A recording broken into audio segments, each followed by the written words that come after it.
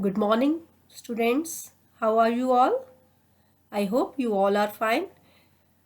Now, let's start to learn about the vegetation and wildlife of Chapter 6 Greenland.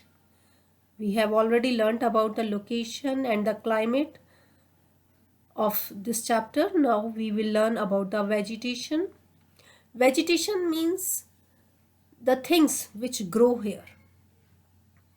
You know, this zone lies in the frigid zone where temperature is very low. The area is covered with thick ice, so there is no tree at all. इसको हम cold desert भी कहते हैं. Cold desert जैसे desert में कुछ भी grow नहीं करता है, same way cold desert the area which is covered with snow always, and there is no tree at all. Nothing is there, nothing grows here. But when there is very short period of summer बहुत कम time के लिए आता है, उस time पे कुछ छोटे छोटे प्लांट्स जैसे कि mosses, lichens, grass, bushes grow on the rocks पे ये ग्रो कर जाते हैं, which provide fodder for animals. Fodder होता है चारा. एनिमल्स को खाने के लिए चारा मिल जाता है. Some flowers also bloom. कुछ फ्लावर्स भी हैं जो इस छोटे से पीरियड में यहाँ पे ब्लूम करते हैं, यहाँ पे ग्रो करते हैं. करंट्स, क्रैनबेरीज, ब्लूबेरीज, ये भी कोस्टल एरिया जो है, कोस्टल एरिया मीन्स जो एरिया सी के साथ साथ है वहाँ पर ये ग्रो करते हैं और ट्री यहाँ पे कोई भी नहीं है. Wild life. Only those animals are found here which have thick fur. Nature ने ऐसे एनिमल्स यहाँ पे रखे हैं जो कि एक्सट्रीम विंटर्स को टॉलरेट कर सकते हैं. So animals like reindeer, polar bear, mink, musk ox, arctic fox, seal, walrus, huskies are found here. Husky जो है that is domestic animal. This is wolf like dogs. Dogs होते हैं जो wolf के जैसे दिखते हैं. These huskies are used for hunting and for pulling sledges. Sledges को पुल करते हैं और इनके फर होती है, थिक फर होती है इन एनिमल्स को, जो कि यहाँ का हार्श विंटर्स जो हैं, हार्श वेदर है, उसको टॉलरेट कर सकते हैं. एक्वेटिक एनिमल्स भी हैं जैसे कि फिश जो है, various species of fish are also found like salmon, cod, trout. They are also found in abundance. और यहाँ के जो लोग हैं वो फिश को पकड़ते हैं और इनको एक्सपोर्ट करते हैं, दूसरी कंट्रीज़ में भेजते हैं, like shrimp and other fish. Now let's learn about the occupation of the people. As I told you earlier, there is no farming, no agriculture because of the harsh weather condition. So fishing and hunting is the main occupation of the people of Greenland. पहले time पे they used bows and harpoons for hunting seals, walrus, whales.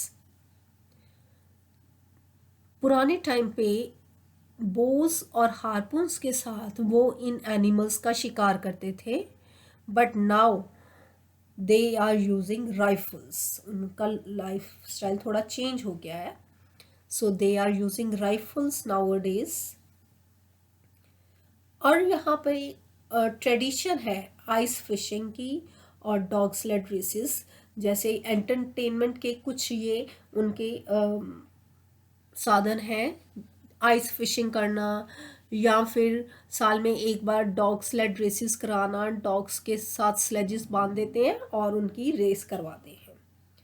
So this is all about the occupation and population. Population is not very much. Greenland has the world's lowest population density. Harsh weather conditions होने के कारण ज़्यादा लोग यहाँ पर नहीं रहते हैं. जो भी लोग रहते हैं, most of the people live along the coast line. Coast line के साथ साथ रहते हैं. न्यू कैपिटल जो है वहाँ पर मॉडर्न फैसिलिटीज़ होने के कारण ज़्यादातर लोग वहीं पे रहते हैं. न्यूक जो कि उस यहाँ की कैपिटल भी है.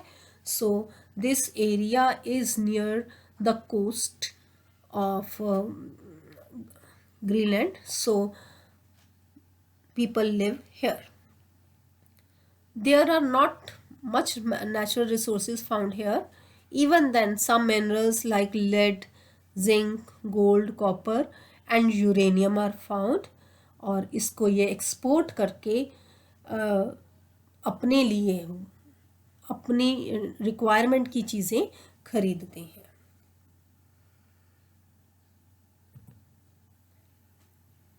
Next comes economy.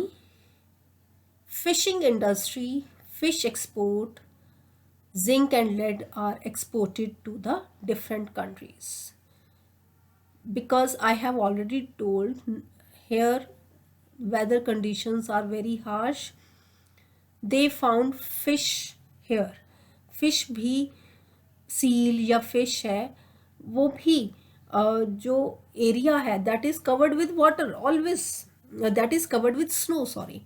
तो जब वो स्नो मेल्ट होती है, पानी बनता है, तो वो थोड़ा सांस लेने के लिए बाहर आते हैं. At that time these people Hunt them, उनका शिकार कर लेते हैं और इस तरह से फ़िश पकड़ते हैं और उस फ़िश को एक्सपोर्ट कर दिया जाता है, दूसरी कंट्रीज़ में भेज दिया जाता है.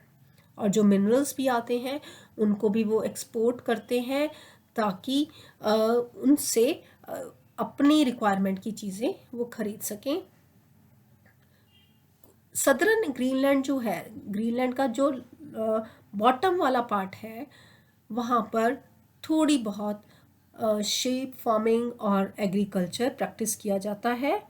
अदरवाइज़ यहाँ पे कुछ ग्रो नहीं करता. People use sledges for going from one place to another.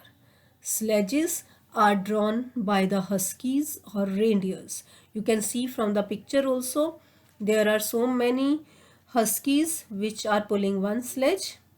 So this is the means of transport here. Kayak. Kayak एक small narrow boat होती है जिसपे सिर्फ एक ही पर्सन बैठ सकता है. This kayak is used to hunt. जब वो फिश का शिकार करने जाते हैं तब वो कायक स्मॉल बोट को यूज़ करते हैं और it is made of would and seal skin. Skin of seal, seal जो वाटर एनिमल है उसकी स्किन से इस बोट को बनाया जाता है. वुमेन और चिल्ड्रन को कैरी करने के लिए थोड़ी ब्रॉड बोट होती है जिसको उम्याक कहते हैं. Umiak is a boat which is use to carry women and children. और जो कोस्टल एरियाज़ हैं, मॉडर्न सिटीज़ हैं, वहाँ पे रोड्स बन गई हैं जहाँ पे मोटर व्हीकल्स रन करते हैं और that is the means of transport used in the modern cities only. So this is all about today's. Rest of the chapter we will do tomorrow.